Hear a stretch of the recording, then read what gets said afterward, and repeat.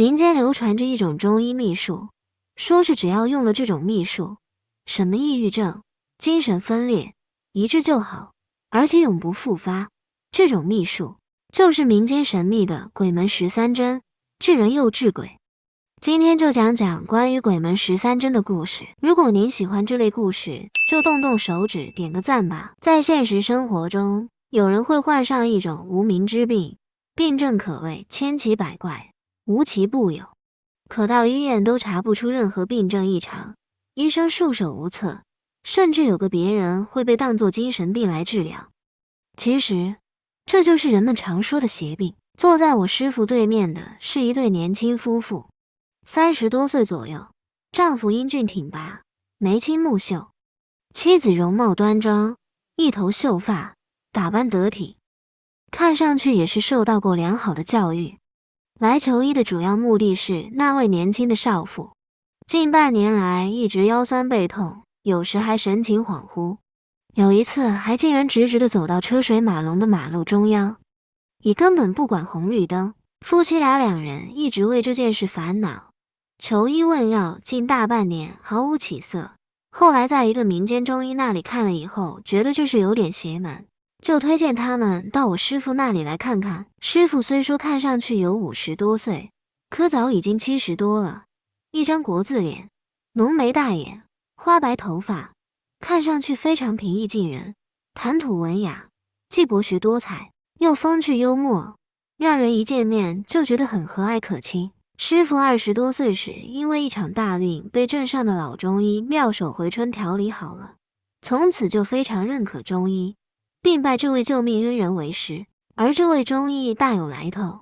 乃是古中医神农派第29代传人，精通医补相术等，尤其是鬼门13针，使得出神入化。这位老中医还在30多岁时，跟河南开封一个玄学高手学习开了天眼，并花了很长一段时间学习玄学知识和法术，不然光开了天眼，没有保护自己的能力是要出事的。师傅跟老中医足足学了10年，在中医医学、玄学和针灸上展露了不可思议的天赋。听完病人丈夫诉说妻子病情后，轻轻地伸出3根指头，示意那少妇将手放在脉诊上，号起脉来，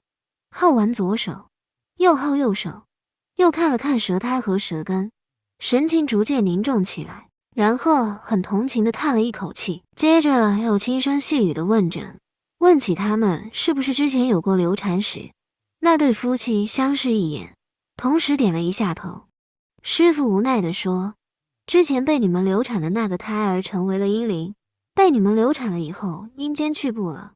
那里没有他待的地方，阳间又没有办法投胎，只能紧紧地缠在少妇的腰上。现在到了大概10岁左右，有能力开始报复了，所以就让少妇经常腰酸背痛，还老是求医问药不见好，就是这个原因。由于怨恨心太重又作祟，让他出车祸。那对年轻夫妇频频点头，非常诚恳地认了错。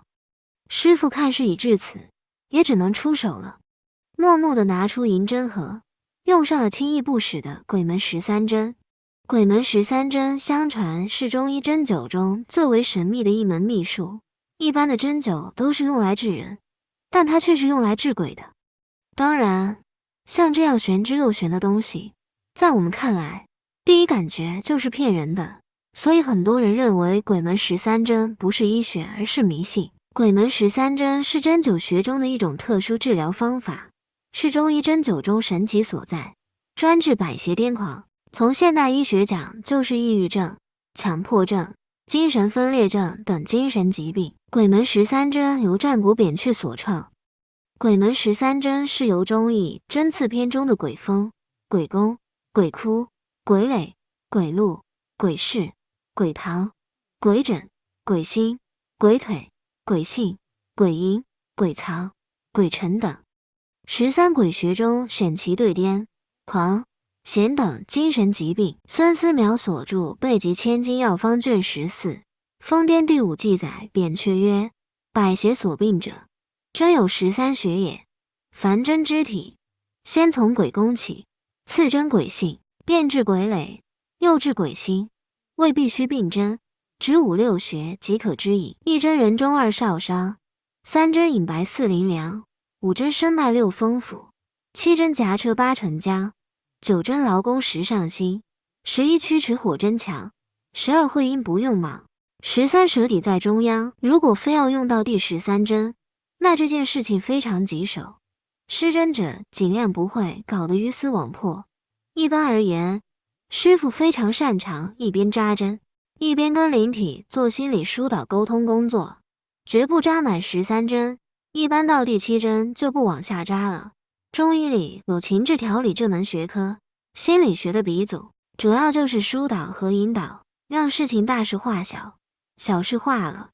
说白了，师傅也就是在中间做个和事佬，网开一面，大家皆大欢喜。师傅把银针消了毒，在少妇鼻子下面刺出第1针鬼弓，即人中。只见少妇浑身一个机灵，随着第2针在右手大拇指鬼性少商穴刺上去以后，只听到少妇背后突然有一个稚嫩的声音冷冷地传出：“我劝你少管闲事，我一定要报这个仇。”这分明是一个孩童的声音。那对年轻的夫妇也听到了这个声音，只见那丈夫大惊失色，一下子从凳子上跳了起来，以不可思议的速度窜到师傅的身后。他妻子也一下站了起来，手抚着胸口，眼泪止不住的往下流，嘴里不断的认错。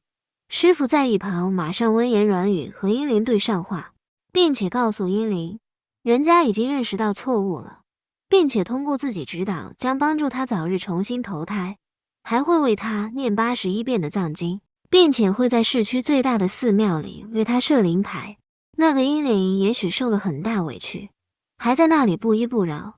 师傅不疾不徐的又刺了第3针鬼垒隐白穴，只见那个少妇体如筛糠，脸色苍白，面部扭曲。少妇的丈夫在旁边看得目瞪口呆，嘴巴张得老大，简直都看傻了。师傅这时继续和英灵沟通，便和英灵摆明了利害关系，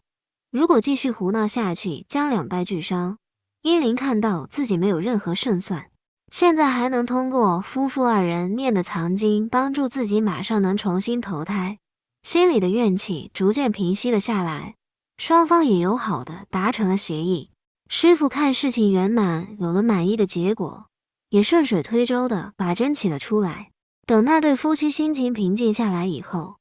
师傅告诉他们该如何超度英灵，还嘱咐到寺庙该做那些事，并且千叮万嘱，必须要在佛祖面前真心忏悔，否则一边种树一边砍树，没有真正意识到自己的错误和严重性，将来还会抱着侥幸心理犯同样低级错误。那对年轻夫妇之前都是无神论者，无知又无畏，经过这件事把他们吓得不轻，再也不敢不信因果报应了。故事2，鬼门13针使用最有名的故事来自清朝的一位中医，他因为加成鬼门13针疗法，因治愈了许多精神病患而闻名，但后来也是碰上了难缠的附身，使用了最后1针，结果话说在北京县城西关有位中医姓宋，数代传承的鬼门针法十分出名，且精通验证的法术，治疗癫狂这一类精神疾病百治百效，从未失手，有鬼医称号。宋鬼医已经是第4代的传人，可惜人却生性狂傲古怪，自是掌握了诛杀鬼邪的本领，对灵异之事尤其无所忌惮。每次到病人家应诊的时候，指着病人的鼻子高声大骂一通，本来胡言乱语狂躁不安的人立刻被他骂得低头不语。此时他就拿出银针，按照13鬼门扎下去，病人昏睡半天，起床时便好了。按照规矩，施针者不能做的那么绝的，鬼穴道要一门一门的慢慢往下扎，鬼被逼受不了的时候，就会哀求针师。此时针师问清前缘孽债，在人鬼之间做个和事佬，患病者给附身邪虫做些功德，帮助他们早早超生便是了。然而这位鬼医偏不信邪，他觉得人鬼应该互不干涉，鬼既附身害人，就必要赶尽杀绝，以免日后再次为祸。可是有一次宋鬼医真正遇到一位厉害的对手了。有一个女病人，年约30，狂躁极为严重，犯起病时爬到屋顶上，口中念念有词拜月亮，或者生吞活鱼吃，或者一丝不挂的往门外跑，一点也不知羞耻，更且力大无穷。发病时候要3、4个孔武有力的大汉才能制服。家人为了此事也找过和尚诵经，道士做法都毫无用处。听他人传说宋鬼医医术高明，所以请他来医治。宋鬼医见到病人，照例先大骂一轮，病人竟毫不理会，还和他对骂起来。